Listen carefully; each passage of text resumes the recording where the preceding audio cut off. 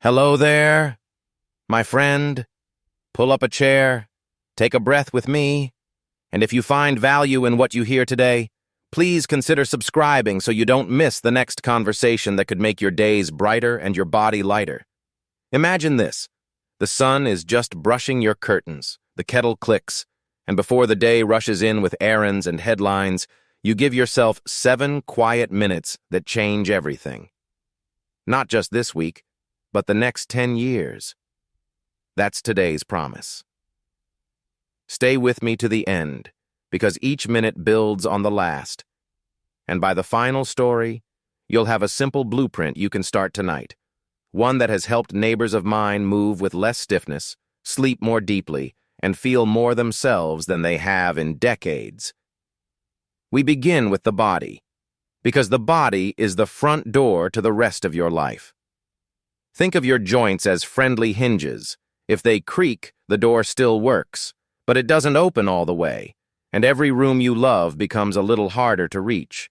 The first ritual is light mobility, not an athlete's regimen or a trainer's boot camp, but a gentle conversation with your muscles that says, "I see you, I'm listening."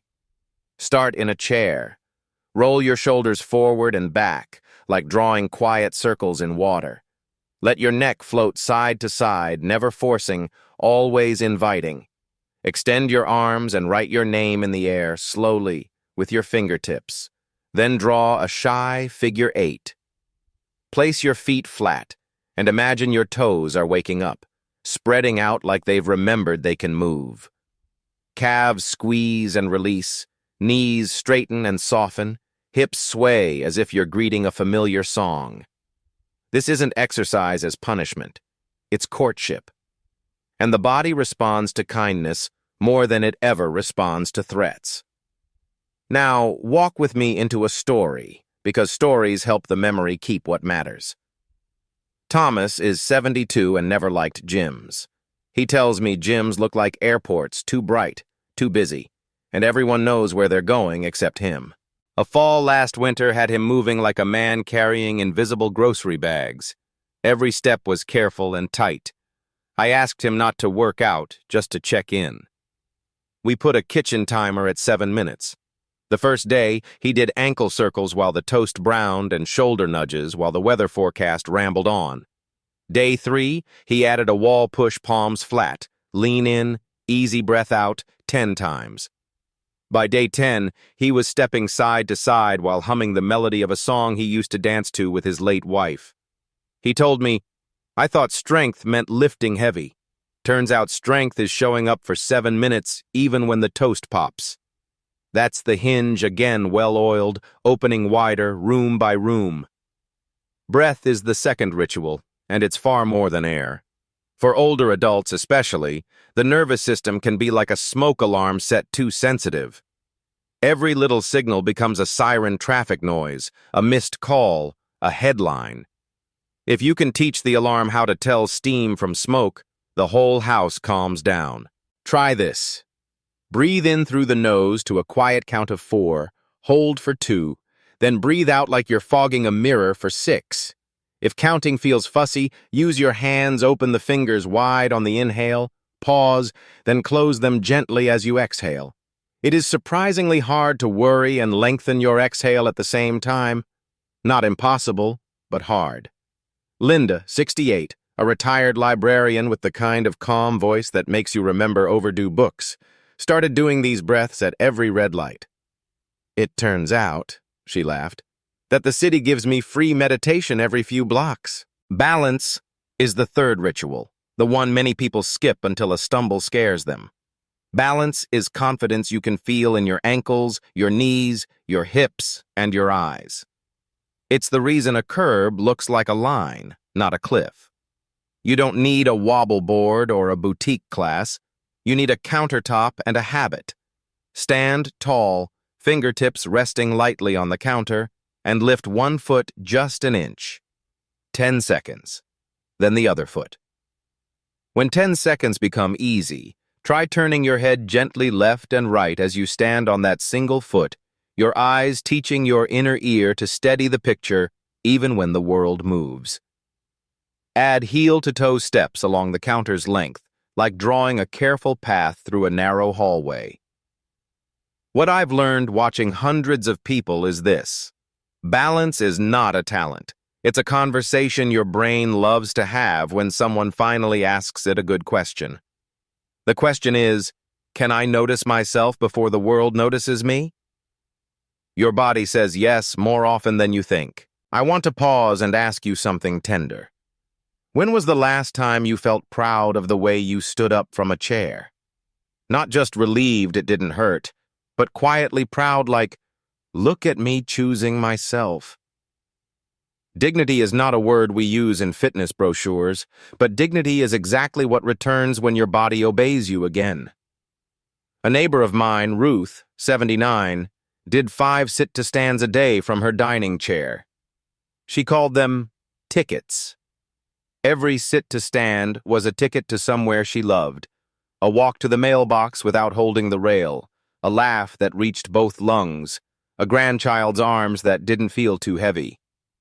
After 3 weeks, she told me, I redeemed a ticket for the good china. She set the table for one, lit a candle, and ate soup like it was a holiday. That is the miracle of small, repeatable motions. They open holidays on ordinary days. If your knees complain, we listen, not argue. Replace deep bends with shallow ones. Replace long steps with shorter, friendlier ones. If your back fusses, we use the wall like an old friend. Slide down 2 inches, pause, slide back up. If your shoulders grumble, we change the angle. No heroics, only kindness. The goal is never soreness. The goal is clarity. After 7 minutes, you finish with a checkout, the way a good host walks a guest to the door. Body, what do you need from me today? A glass of water? A slower afternoon? A promise to repeat tomorrow? This listening is the most grown-up kind of discipline, gentle, consistent, and free of drama. Stay with me, because the end of this part hands you a key that unlocks parts 2 and 3. When you stack 3 rituals: mobility, breath, balance, you create what I call the first mile, even if you never leave your kitchen. You begin to metabolize stress instead of hoarding it. Your sleep nibble by nibble learns to trust the night. Your appetite becomes less about urgency and more about choice. And choice at any age is the taste of freedom. If you've ever thought, it's too late to start, I'll tell you what I tell every new friend. You are not late. You are right on time for your next beginning. Give me these 7 minutes for 1 week, and in part 2, we'll place gentle food on the plate that your new body will be ready to receive food that warms your joints, steadies your blood sugar, and lets you enjoy the tastes that make a life feel like life. Here's your short lesson to tuck in your pocket. 7 minutes daily is stronger than 70 minutes weekly, because the brain respects daily meetings more than grand gestures. Mobility is romance, not war. Make the movements pleasurable, not punishing. Breath with a longer exhale tells your alarm system the kitchen is steamy, not smoky. Balance is a trainable skill. A countertop and curiosity are enough. Most importantly, celebrate function, not numbers standing up smoothly, stepping confidently, reaching the top shelf with ease. These are not small wins. They are the doorway to your independence. If this landed for you, subscribe now so part 2 finds you tomorrow without you having to remember. Your future self will be waiting, smiling. If you're new here, make yourself comfortable. And if our conversations help you feel stronger and lighter, please subscribe so you can step into this journey with us. In part 1, we built the first mile with gentle movement, breath, and balance. Today, we set a table that nourishes the body you're rebuilding, not a table of rigid rules, but a table of choices that taste like home. I want you to keep 3 words in your pocket: protein, plants, pleasure. Not a diet, not a trend, just a compass you can use in any kitchen, any restaurant, any season of the year. Protein first, because muscle is the savings account of aging. Muscle is what turns a stair into a step, not a summit. You don't need powders if you don't like them, and you don't need to chase numbers like a stock ticker. Simply invite protein into each meal like a respected guest. That might be eggs with a sprinkle of cheese in the morning, Greek yogurt with a handful of berries, a bowl of bean soup that makes the house smell like Sunday, or salmon baked with lemon that flakes at the nudge of a fork. A retired teacher I work with, Maria, was told she was borderline for blood sugar. She heard the word the way people hear borderline weather, as if the storm has to happen. We made 3 changes: a palm-sized portion of protein at lunch, vegetables at 2 meals instead of 1, and a short 10-minute stroll after dinner, just to tell her blood, the party's over. 6 weeks later, her numbers behaved like polite guests.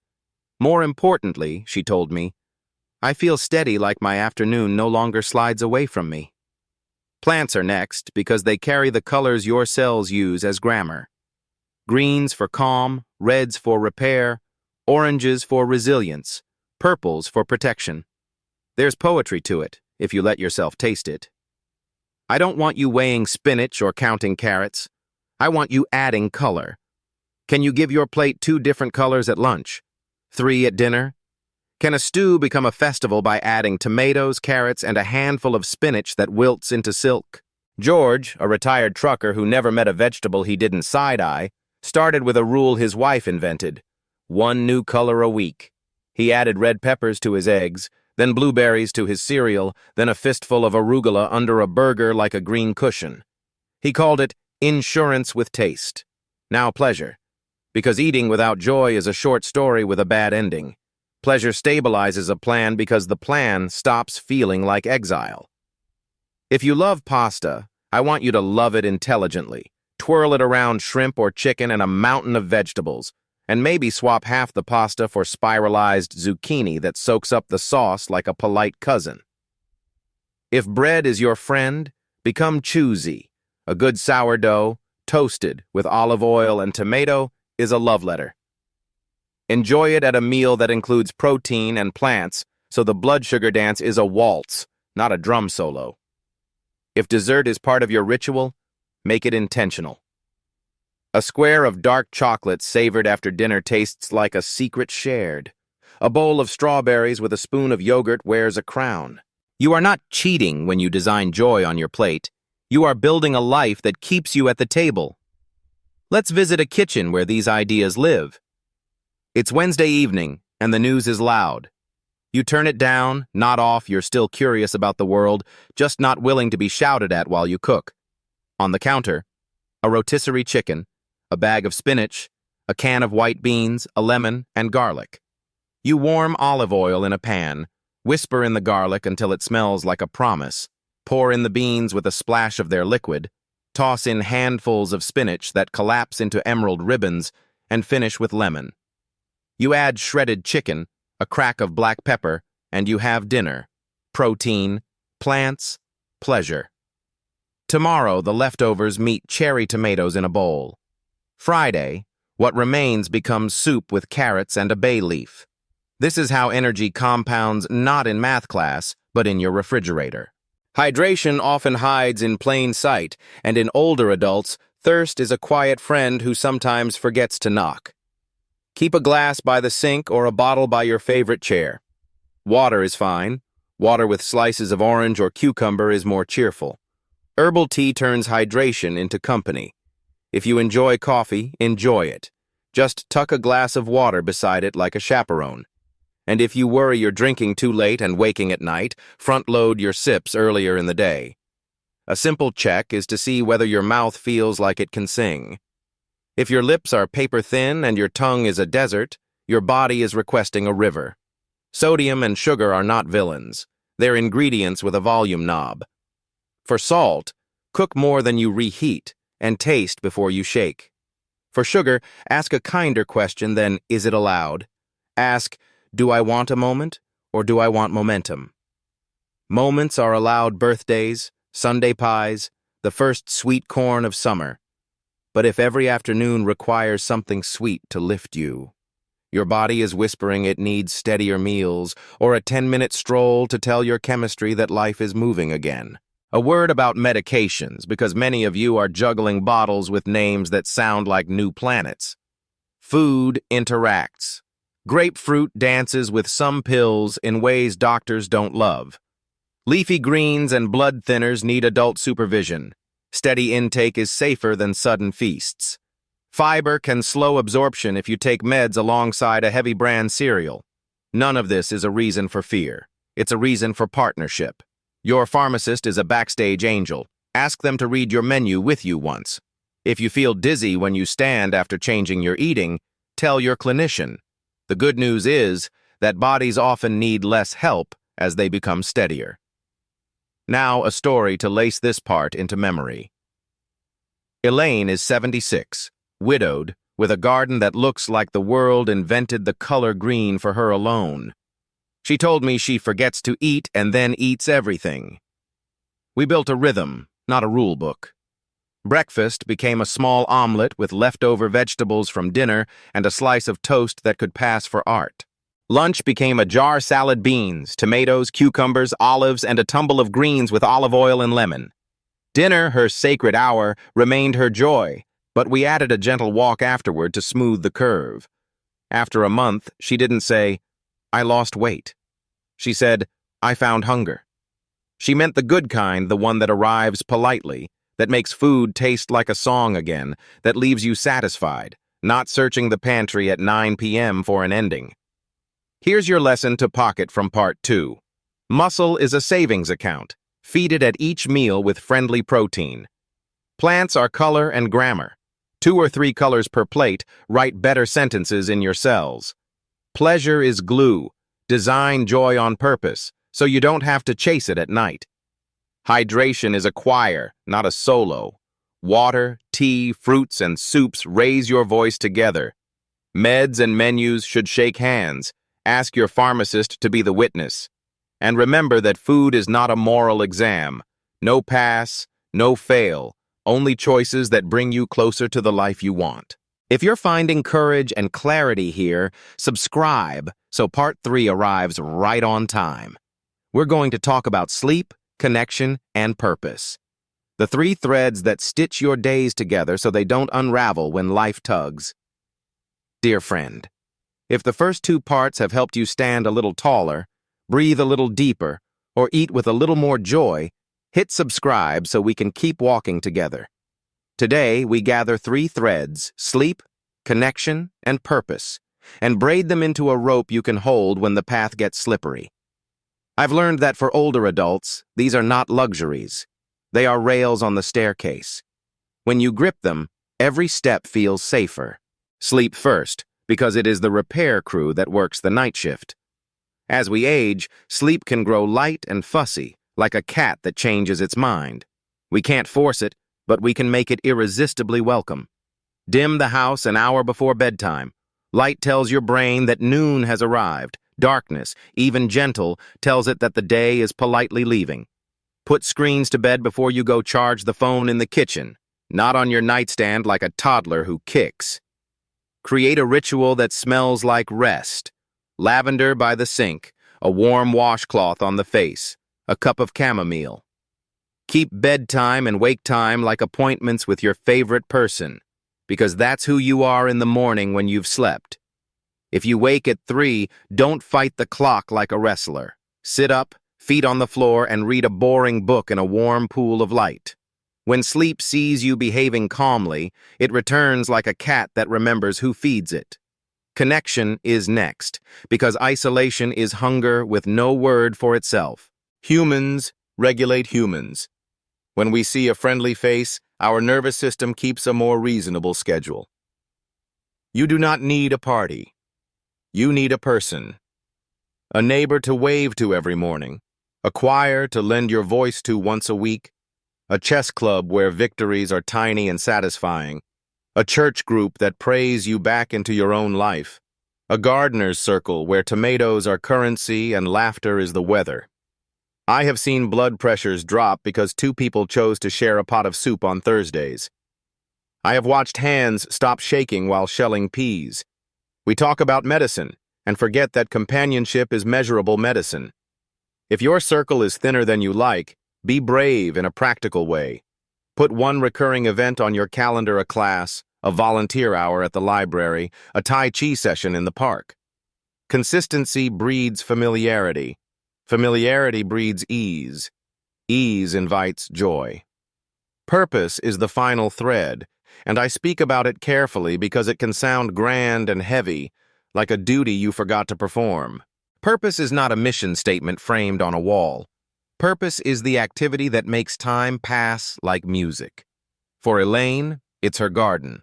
For George, it became writing postcards to his grandchildren with stories from the road that he never told when he was always driving. For Thomas, it was teaching a neighbor boy how to fix a leaky faucet, then finding there were 6 more faucets on the block that wanted advice. Purpose is often service hiding in plain sight. Ask yourself, what small offering can I make regularly that makes someone else's day easier? Read to children at the library. Fold bulletins at church. Mend a sweater. Bake 2 loaves and give 1 away. Summon a smile from the cashier who looks like she hasn't seen one since Tuesday. You will feel your shoulders settle and your breath lengthen because purpose aligns the gears. Suddenly, effort and meaning fit like puzzle pieces.